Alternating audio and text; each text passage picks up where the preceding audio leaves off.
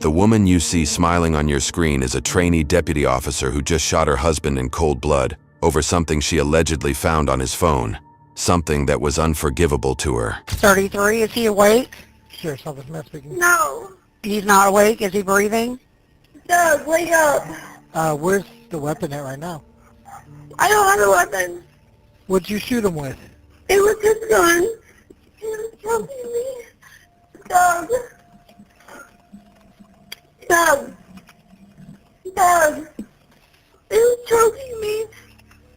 Where'd you shoot him at? Doug. What's that?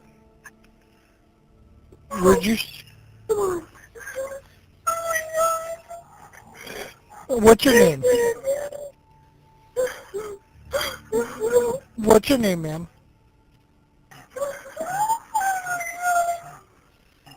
Doug.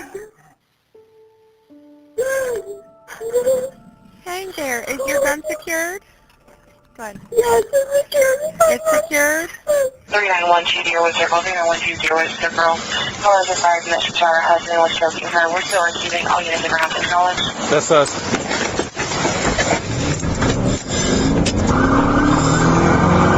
Sun Rosa, we're about a minute out. Make sure she secures that firearm.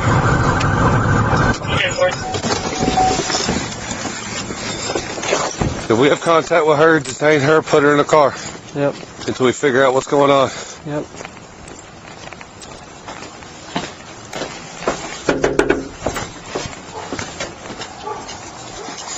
I'm gonna go this side.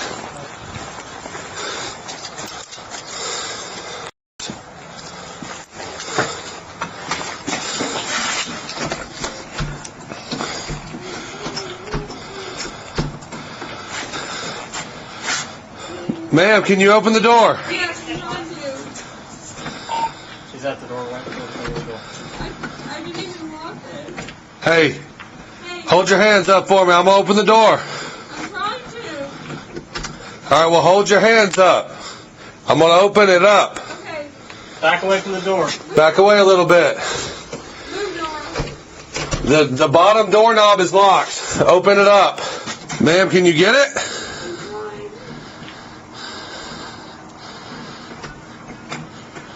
Hey, if you back up, I can open that door. Yes, please. All right, back up away from the door. I'm gonna kick it, okay? 138, are we on traffic? Are you backed up? Come out here. Come out here. Come out here. Come here. Turn around, put your hands behind your back. We'll talk about it in a minute. You're just being detained. Who else is in the house? It's my husband. Where's he at? He's in the kitchen. We're going to the car. We're going this way. And Yep. my dog's inside. We're going this way. 243, we got 1 to 10. Can you get my dogs, please? Yep. No firearms on you? No. I got one, no fault, unknown entry one, unknown exit one. I'm bringing the AD. Are these your dogs, ma'am? Yes. Okay. What are their names? Nope. Nora? Okay. Do you have any weapons or any firearms on you? No. Okay. I don't understand. Okay. All right. So what I'm going to do just for the time being, I'm going to take this off you. Okay. All right. Puppies, come on. You guys got to back up. All right. No weapons, no firearms, nothing on you? No. Okay. All right. New Year's Day had turned into one of the worst memories for the family of 5, as officers found 33-year-old Douglas lying on a bloody kitchen floor with almost no sign of life. He had multiple gunshot wounds, but only one bullet had been fired by 32-year-old Chloe. The two had returned home a few hours earlier, after dropping their 3 children at Chloe's parents' house and going out drinking for New Year's. But what led a couple who seemed absolutely in love to end up in a situation where one would shoot the other without remorse is a question we're soon going to find the answer to. If you could notify major crime scene, please. Let's try to get them dogs in the bedroom. That's what I'm trying to do. She had an Apple Watch on her. She was dicking around with it, so I took it off and I put it on top of the car.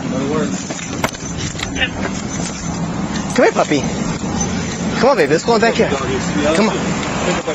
Okay. Bedroom or backyard? You need to relay information down, yeah. Puppies. He's inside. I don't know if it's 1 or 2 gunshot wounds. I've already done some kind of occlusive adjusting in the back. I don't know if he's going to make it or not. I've got no pulse that I can find. AED's been hooked up for a while now. No. She's in the car. I got you. So you're gonna take it in? Okay. Hey, over here. Back here. Don't get in that seat. Hey, get out. Come on. Here. Come on. Fine. You want that seat? You can have that seat. Ma'am, somebody will be with you to talk to you in a minute, okay? Just hang tight for me. If you need anything, there'll be people walking back and forth. Come on, I need somebody to come with me. Come on, bud. Come on, let's go. Come on. I know, hopefully. Come on. Come on. Let's go. Good boy. Come on. Good boy. Good boy. Have we checked to make sure she doesn't have it? Because usually a phone has to be associated with that. Do you have any phones or anything else on you besides that watch? You don't have a phone on you at all? No. Okay. Alrighty. She flipped. Hey, see, she got her handcuffs from the back to the front. I have but one question. She just made a statement that her dad's on the way. Ma'am? Are there any kids in the house? No.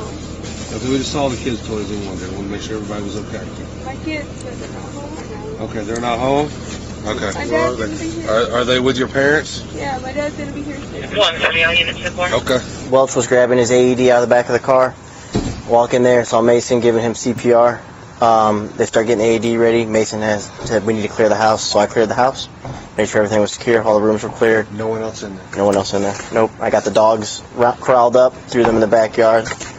The back door's locked. All points of entries are locked except for this one right here. Chloe told dispatch that Doug had tried to choke her after they got into an argument, but officers didn't find any injury marks on her whatsoever.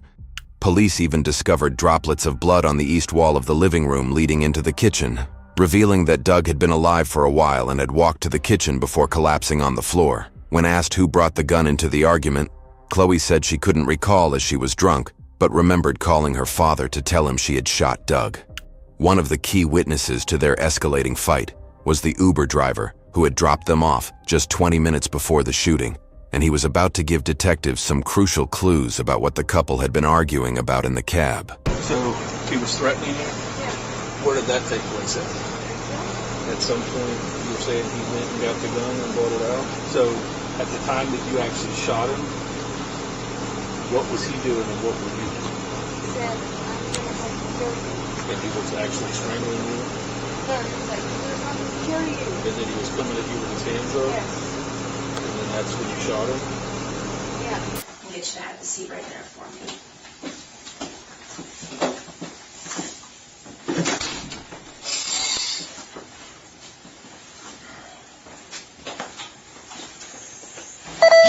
Good morning. Before we get started, I know this has already been read to you, but I'm just going to do one I need an attorney. Okay. All right. No, Zach, honestly, I'm so drunk right now, I don't even remember what happened. Okay. I know that he said he was going to kill me, and that was about all I remember. Okay. Let me go grab the deputy real quick, and we will get you up there to the jail or back to the house, okay? Yeah. Just hang tight real quick.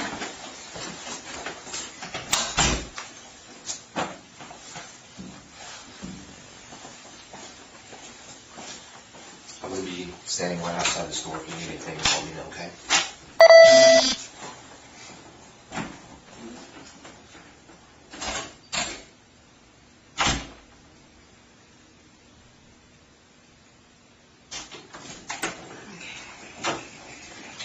So, real quick, can I just check your neck real fast? Okay. So we'll go ahead and get you out there to the deputy's car, okay? Clearly, Chloe had no regrets about killing Doug. But after interviewing her father and the Uber driver who had dropped them off that day, it became evident that she hadn't been very fond of him in recent years, as she suspected he was having an affair with his biological son's aunt. I don't have a whole lot of answers. There's not a whole lot I can tell you right now as well. Is Doug dead or alive? I can't say. You can't say if he's dead or alive? Not right now, no. Is he at a hospital? No.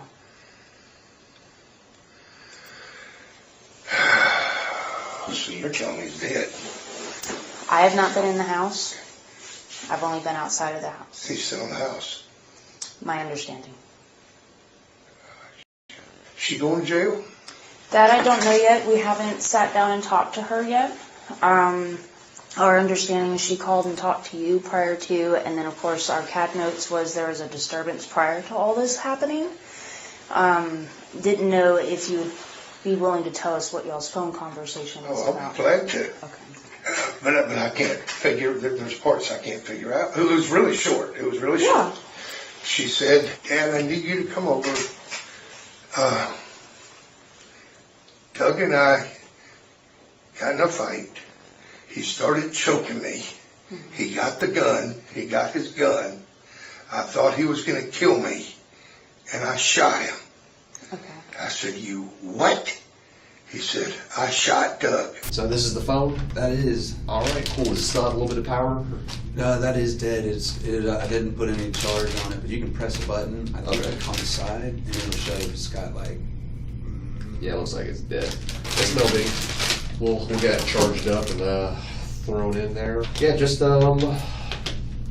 give me a rundown of what actually what occurred that night. Sure. So I open the door, and then they sit behind me. Okay, and it was both of them. Correct. Okay. Because we do kind of work for tips. Right. And so I was cordial. I was like, hey guys, how's it going? Great evening. Happy New Year to you. And you could just tell the vibe was not right. So I see that it's out in pace. So I'm like, all right, this is going to be a long ride. Yeah. So I'm like, all right, 45, 50-minute ride. By this time, we'd already said, hey, how's it going? Whatever. Yeah. Music was playing, but she stopped, asked a question, and I was like, Raphael. And then she said, what's your thoughts on cheating? And I'm like, what? Now, I'd just gone through a divorce, so I'm like, yeah, I'm going through it. I'm in the middle of it. So to ask that question, it was like, whoa. I was like, and I said, okay, I'm on my way. And that was the conversation. Okay. So all she told me was, Doug choked me, and we got in a fight. Doug was choking me. I thought he was going to kill me. He got his gun. I thought he was going to kill me, and I shot him. Okay. Was there a struggle over the gun? I mean, I got no idea. No, and we don't know yet either. Yeah, I know nothing. Do you know where they were at prior to all of this happening? I do not. They brought the kids over. About what time was that? It was earlier than what I thought it would be. I want to say 6:30ish. Okay. It was after dark. At 6:30. Doug was a youth coach who had worked with the Pace Athletic Recreation Association for many years, nurturing young talent in the local community. He was a well-known figure among the kids and was deeply respected by parents who believed he had helped many children learn sports despite rough weather or his own personal challenges. The news of his tragic death left everyone in the community heartbroken. I basically gave my story while we're riding. I got 45 minutes to kill, so I gave my story about what I've been through, and so there were some more questions going on. There were some interjections going on, like to where I was under the impression, just based on, I wasn't trying to listen, because again I had music on too, and so we were listening to music. But I was under the impression that there was, she was saying that basically she was saying he did it, and he was trying to allude that, he had told her about it, or I've already told you about this, and that's just what he's saying. And I'm trying not to listen, but I'm starting to put two and two together. This is what's going on. So I'm like, oh man, I'm in the middle of something like that. Yeah. So they showed up in two separate vehicles at your correct. house? Okay, yes. and then got in the truck and dropped off the kids, two of the kids. Where's Kai? Kai's for spending the night with a friend. I don't know what friend, but Kai's 3 kids. Kai 13. Okay. Kai 13, Dawson 11, and Jack 3. They brought the kids over, and she said, Uber, as they were leaving, I shook Doug's hand as he walked up, shook his hands when he left, and I said, big plans for the night. She said Uber, and a bad night to be going out. Mm-hmm.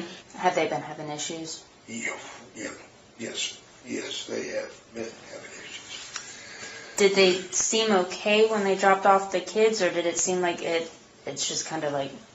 Oh, they were fine. Oh, they were fine. They were, it's been good. They have had issues. I'll tell you of the issues. Doug was separated from Stephanie.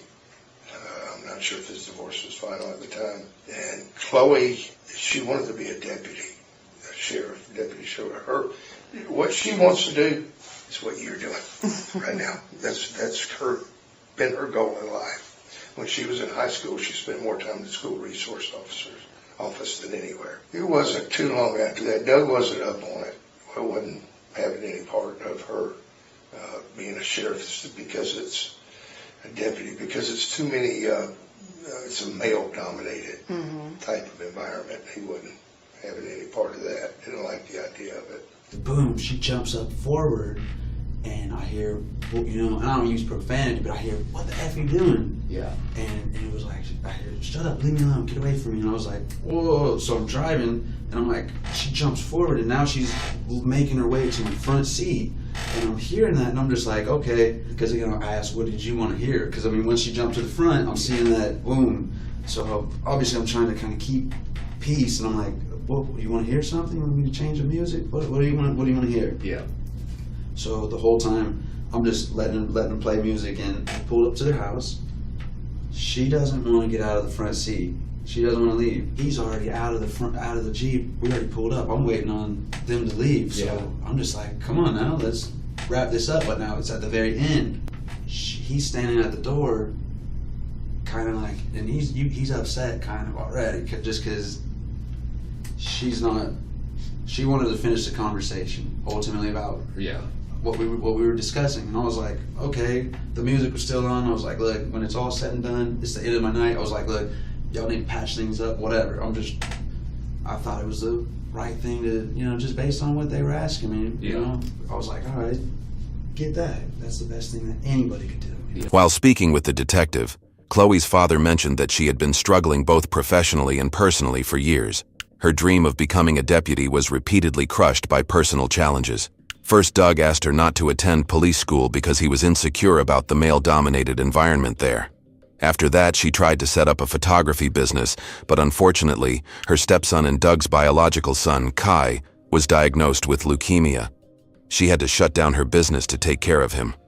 Her last chance at becoming a police officer was also ruined when she failed the training program, adding to years of built-up frustration. When she was about 30, she finally decided to, when she was in her 30s, finally, to hell with it, I'm doing it. Whether you like it or not, that's what I want to do.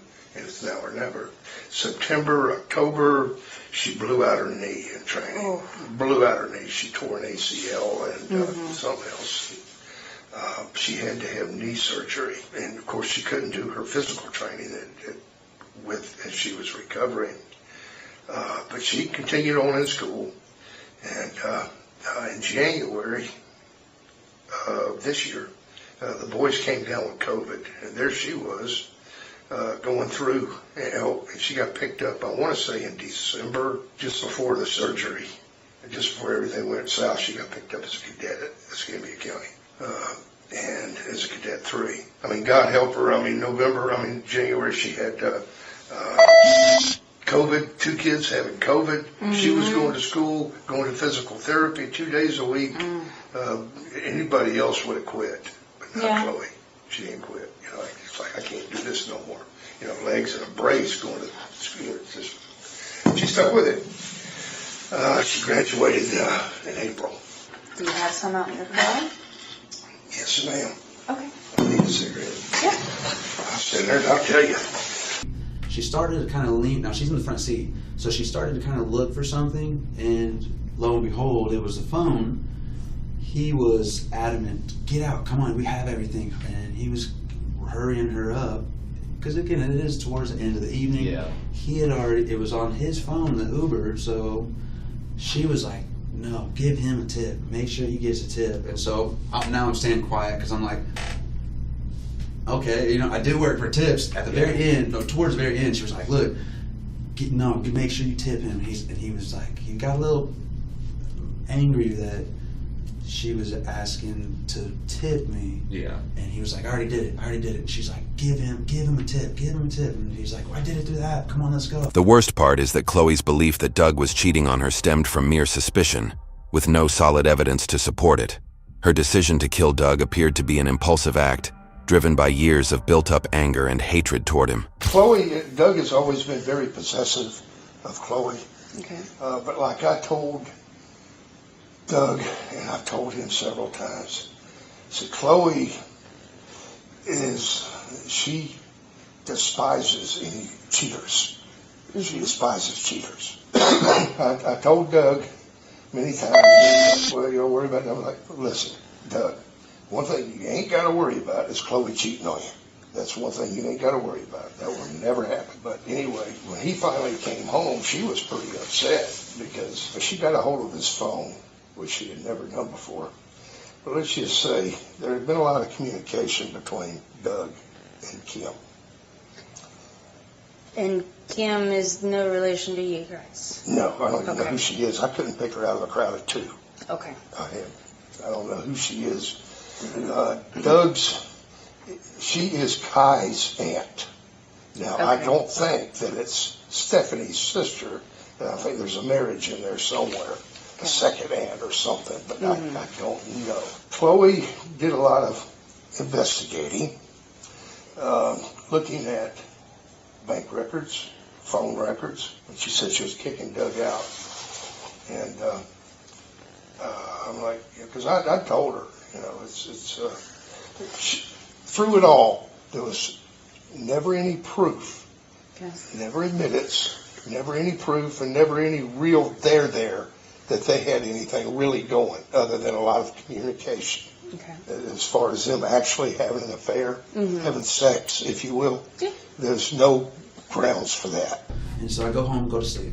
I wake up, and Uber's still buzzing, so I jump in and start doing Uber probably about 6:30, 7 o'clock. Pick up a few people, and then one guest says, hey, you got a cell phone here. And I'm like, whoa, okay, I picked up a couple people, let's see whose it is. I can't see whose it is, but it's probably about 8 in the morning, 8, 9 in the morning. So I'm looking at it, I'm like, oh, I see the on the lock screen, it has her, it was hers. So I was like, oh, okay, let me try to, surely they're gonna call. Yeah. Because it was locked. I couldn't unlock it or anything like that, but you were able to see like who'd been texting or whatever. Oh yeah, the notifications. Correct. So there was only a couple names, like Aunt Peggy or something. I can't remember the name, but it was like Aunt someone. And let's see, there was another one. There was a guy that I couldn't. There was a gentleman that I saw in there, and he was a sheriff's office guy. So I was like, oh, saw who it was, and I typed the name into Facebook, and I saw it was the same one. So from my personal account, I took a picture of the phone on my lap, and I was like, boom, hey, you texted somebody on this phone. Can you let them know that I have their phone? I think it's a police officer. And they're like, they never responded. So I waited. That was about 10 o'clock. So then it wasn't until about 2:30. 2 o'clock, 2:30, I see it on northescambia.com. I was like, I see her face, and I'm like, and I read the article, I'm like, oh my goodness. So that's ultimately everything that I can think of that, to me seems of relevance. Yeah. There was a little bit of aggression towards the end. Yeah. Chloe's actions have now left their 3 children parentless and burdened with a lifetime of tragic memories. She was charged with homicide and a second-degree felony weapons offense. As of now, there is no available information regarding her trial, but all of her bond requests have been denied.